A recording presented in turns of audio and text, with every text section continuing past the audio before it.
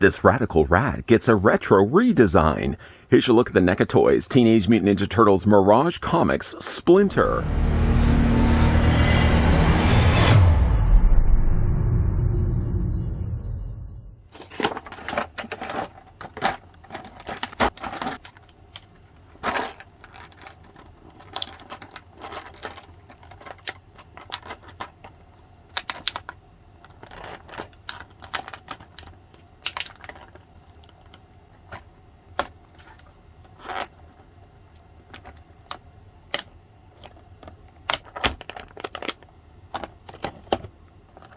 Splinter is a stern yet patient sensei. He had devoted his entire life to a single goal, gaining vengeance for his beloved master Yoshi. Once his sons achieved this goal, Splinter found himself somewhat bereft of purpose. Therefore, he spent most of his time in meditation, contemplating his place in the larger scheme of life. While Splinter ponders the purpose of life, we're going to proceed with the review of the brand new Teenage Mutant Ninja Turtle Mirage Comics Splinter, courtesy of the folks over at NECA Toys. And while we get down to measuring this figure, who is going to be quite small, speaking of which, I'd like to thank the folks over at NECA Toys that did provide the sample we're about to have a look at. Splinter is only, in this case, about 3 3/4 of an inch in height, or the figure is going to be about 9.5 centimeters tall. A couple of comparisons we can do right now. Here's what the Splinter looks like with the Lawson recently looked at TMNT turtle figure. In this case, it just happens to be Leonardo. Here's what the figure also looks like, if I can get him slid in there. Here's what he looks like with the original Mirage comics from the earlier run of comics. And here's also what he looks like with the cartoon Splinter. Now, comparing the Splinter to Splinter, you can clearly see, though, that the cartoon Splinter is quite a lot taller than the Mirage one we're about to have a look at. Jumping now over to the figure's accessories, first Splinter comes included with an Utron, and I really should have actually had the Cybernetic Utron available so I could have done the comparisons between the two. This one notably is a little bit different in the face. It seems to almost have like a more shocked, surprised look on his face, but the coloring on this guy is fantastic. This little wad of chewing gum you can see has been expertly crafted and painted by the folks over at NECA Toys with all additional panel lining added in there as well. I can't tell whether this is actually a darker plastic that they would have started with and then just brushed across it the more lighter color of the pink, so that the recessed sections of the darker plastic would be the thing that's standing out right now. The eyeballs are nicely colored here in a more lighter yellow. The teeth have been, what fanged teeth he has, have been nicely painted also there as well. This one's pointing, almost surprised, shocked. Oh, the sights this guy has seen. He doesn't seem to fit, from what I can see, into the Utron body. So if you did want to swap this one out with the other one, I don't believe this one is actually a little bit bigger than the other Utron that we looked at before in that earlier review. Moving that to the side, the figure also comes included with a canister of leaked ooze. That cannot be good. I do like the way that this has been colored. Looks as if it's been pulled from the pages of the comics in which this is sourced from. The bottom isn't as flat as I would have liked. It sort of has a little bit of a wobbliness when you have this. You can kind of see like it leaves behind a little bit of a gap space. I'm almost even tempted to maybe try to heat the bottom of this, see if I can get a little flatter than what it is right now. But though you can see on the side TCR, a little leaked canister, of course painted nicely in blue, and even the label on the outside has been outlined nicely in black. Everything consistently done well here with these Mirage Turtle figures. I'm loving them so far. So you get yourself a little canister of ooze. And of course the resulting of that is the fact that we do have ourselves a couple of pet turtles that will be about to be turned into Ninja Turtles. You get 4 of these, although right now I'm only holding, let's see if I can grab the other ones here. You get 4 of them, obviously, 4 turtles. They seem to be all the same. I can't tell if one's different from the other. Sometimes it's just more personality than anything else, but I think from a sculpt standpoint, they seem to be all the exact same. Coloring on these was really good. Again, for how small they are, they've even taken the time to put little tiny smiley faces on these and tiny little dots for pupils. To go along with that, of course, you get yourself the pet rats of fallen master Yoshi. And this one's nicely sculpted as well. This one kind of looks like he's actually in mid-kung fu pose. He's training and possibly even training the turtles as of right now. The detailing on this guy is fantastic for the size that he is. I thought perhaps he may have had some articulation in the head, nothing though in the arms and nothing in the bottom of its body. It's just a staction piece, but it's a nice little version of Pet Splinter. Moving to that, we also have ourselves a Mauser. Let's pick that up right now. I wish, honestly, we could have gotten at least one more of these. I don't think we've gotten ourselves yet a pack of Mirage Mausers, but I would certainly love to see an army build of these. I could probably see myself getting probably like a good dozen of these on display. The Mauser itself looks, again, like it was pulled from the comics itself. I was really actually surprised to see that this guy had as much posability as he did. First of all, you can open up his mouth. The mouth just pry the bottom jaw away from the top. You can see some really intricate sculpting on the inside of the mouth. Of course, he does have a little visor there on the top. The body, actually, was surprised again to see that the neck rotated, so you can rotate it there. I thought perhaps there was a little hinge joint, and there is sure enough a hinge joint right there, and there's a hinge joint right here. So technically you could actually move it up and down a lot more than initially I thought. You can rotate the legs back and forth as well. You can hinge the knees here, and you can ankle pivot them as well. So you can get them in somewhat of a walking pose. Of course, the mileage of how well you can balance these may vary. Can I actually get him to walk this way? Maybe just a little bit. He may have to have his leg a little bit further back than what I have it right now. So I love the idea that we actually get ourselves a little Mirage version of the Mauser. Put that to the side also as well. He gets himself also a tea kettle, and for a second, while removing this all from its plastic prison, I thought for a second that this may have been the lid that belonged to the top of the kettle, and not the case. It's just a tiny little teacup. So of course he can pour himself off some meditation tea, ponder of course the life that he has. You got some nice panel lining there also as well. The scratching that they've added to the black from the side actually kind of looks a little bit like a baseball. But this can be held even in his existing hand without even having to change the hands at all. So they just take this and slide it in between his thumb and his existing pointer finger, of course. And then from there, he actually can hold the tea kettle quite well. And then he can pour himself a cup of coffee, a cup of tea, I suppose.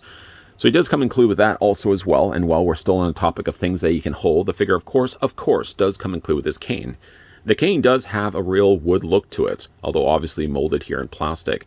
They've added some additional grain work to the actual stem or the actual handle, as well as the full length of the little walking stick. And that, of course, can also be held in his hand without even having to change anything. You just literally fit it in between his thumb and the four fingers next to it, and you actually can hold the cane that way as well. That's even before we even start to change the hands out. Speaking, though, of hands, Splinter comes also included with a couple of pointing hands. I would imagine he'd probably be using these a lot. With the reckless nature of the Turtle brothers, he's probably going to be pointing and telling them what they've done wrong, or just how they have to learn something from the lesson that they just had. Now, of course, nicely sculpted there as well. It's been done here more in a chestnut brown, and the coloring, again, you've got some additional darker color in there as well. But I just feel like for a second I thought, for example, that they probably would have painted over a darker plastic. That might still be the case. The peg, you can clearly see, though, is using a lighter brown plastic, though. To change the hands out, it's pretty easy. I'm just going to go ahead and remove the existing hand for right now. This is from the forearm. Just yank that off. Yanking is probably not the best word using to describe this. More wiggling is probably the best thing you should really be doing. Just pop this off, and then from there, find the hand that you want to use. Pop that back into place. And now Splinter can, of course, point. That seems to be a thing that Splinter would do a lot of.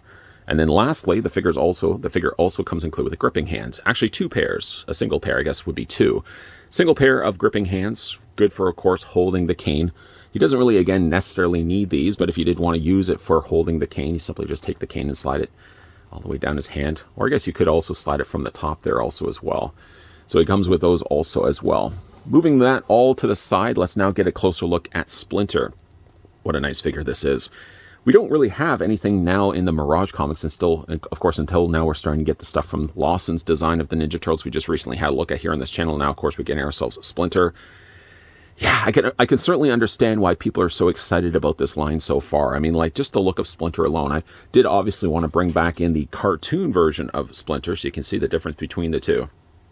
Definitely more darker colors are happening here on the newer Mirage comic Splinter than what we got here with the cartoon. The cartoon, certainly for what it is, it's not like it's outdated necessarily. It's just the medium, of course, you're pulling it from. One's from a cartoon, one's obviously from the older predated comics. They seem to share almost a similar color of gi. The robe that he has in this case is actually a little bit more of a lighter red than the kind of more purplish red that he had for the cartoon version. Still has a belt, although the case here that the belt is a lighter brown, where the original Sensei Splinter would have had the belt being a little bit darker color. He did have a little a decorative detail added to the robe, while this one obviously does not have it. I can't simply just be a case of comparing one to the other, because they're clearly Splinters from two different time periods. I do like to look at this one. Like the original Splinter, though, this did have a wireframe tail, and this Splinter also does have a wireframe as well. The wireframe you can kind of see as well underneath. It's got multiple holes there to tell you right away that you can bend it around.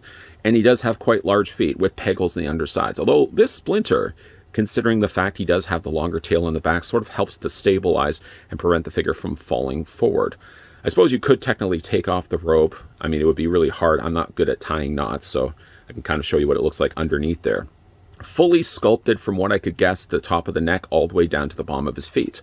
And again, it looks to be like the case they may have used a darker plastic, or it's possible that they may have used a lighter brown, as you can clearly see on the bottoms of his feet, and then they would have just brushed over top of it a darker coloring of black. Either way, whatever the case may be, it does look, I like the contrasting of colors, and it does look like he was pulled right from the pages of the comic. He also does have the lighter coloring of the gray in his nose. We didn't really spend too much time looking at his face, but that's quickly look through this right now. Sort of from the side, he looks like a Scottish Terrier. Big fangs that are buck teeth on the bottom of his mouth. For a second, I thought actually that his mouth would be able to open and close. Doesn't seem to be the case at all. But all in all, head to toe, a great looking Splinter. For the articulation on this guy, I'm going to go back to his head here. The head is on a ball joint, so very generously you can move the head up, you can move the head down, and you can also rock it back and forth as well. The arms do move forward comfortably, back comfortably, and also out comfortably as well. The robe that they've used is actually kind of a thicker felt. It doesn't seem to limit at all the articulation points when it comes to the figure. The only thing I found a little bit more limiting was actually just to move up the sleeve here. He does have a hinge in his elbow, but still, even though heating this up, I may even have to heat this up just a little bit more, it seems really tight. The forearm does rotate back and forth. The hands also rotate all the way around and hinge back and forth. The figure also seems to have an upper torso ball joint. I'm quite impressed with the fact that he has a ball joint considering the size and stature of this figure. The legs do split out. They seem to be on ball joints. You can take the legs and move them forward. You can move them back. The figure also has a hinge in his knee. You can also rotate the lower leg. And then he does have still articulation up and down this way. And you can also rock the figure back and forth with an ankle pivot. Great looking figure though. And again, like if you are the one that kind of more grew up reading the comics, and not as much the cartoon. I guess it also depends on your age bracket too, like where you started to read the, like for me, I mentioned this in the earlier review when we looked at the Teenage Mutant Ninja Turtle Lawson figures, which I'll get to bring in a couple right now just for comparisons once again.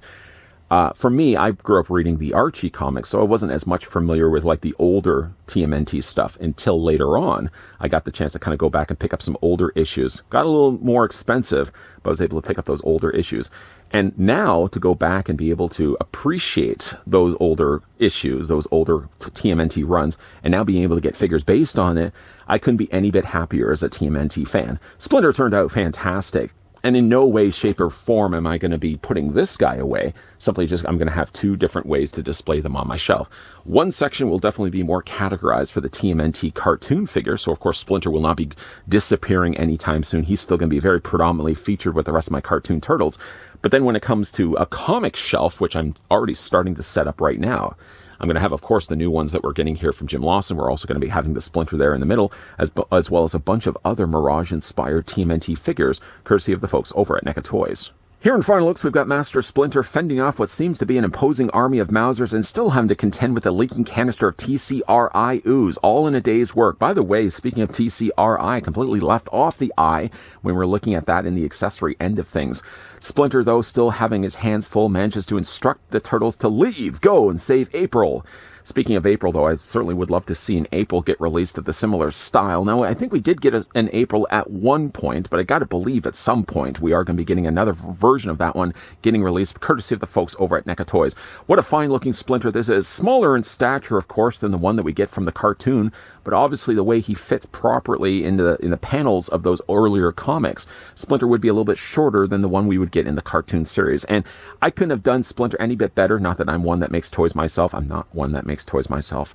I could have not done a better looking Splinter, or not have asked for anything more with this Splinter, other than perhaps maybe one more Mouser.